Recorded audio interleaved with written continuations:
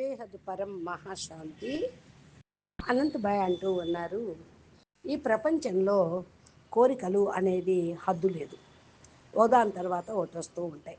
ఈ కోరికలు అనేటివి పిల్లి మ్యావ్ మ్యావ్ మ్యావ్ మ్యావ్ అంటూ వస్తూ ఉంటాయి. అందుకనే దాని వైపు కూడా తిరిగి చూడవద్దు. పిల్లిని మాత్రం పోషించవద్దు, ముఖం అటువైపు తిప్పనివద్దు. ఎందుకంటే అటాచ్మెంట్లు పెరిగిపోతూ ఉంటాయి. కోరికలకు ఇంకా ఒకటేంటి, 100 జన్మలు ఎత్తినా తీరవు, ఇంకా పొందాలనే ఉంటూ ఉంటుంది.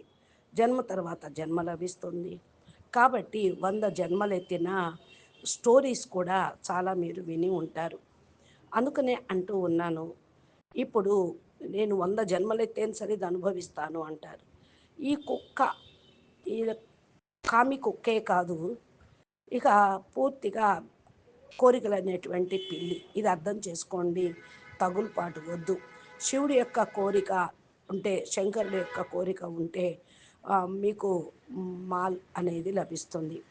అందుకని ఇప్పుడు చూడండి, పార్వతీదేవి ఎవరితోటి లగావ్ అనేది ఉండకూడదని చెప్పారు. ఇప్పుడు చూడండి, జ్ఞాని అయి ఉన్నప్పటికీ కూడా వాళ్ళ యొక్క బుద్ధి ఖాళీ కావటం లేదు.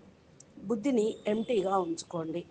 అనేక రకాలటువంటి కోరికలు వస్తూనే ఉంటాయి. ఆత్మజ్ఞానం ఇక్కడ నుండే మీరు పొందాలి. ఎన్ని బుర్రలో పెట్టుకుంటే మీకు ఆత్మజ్ఞానం లభించదు.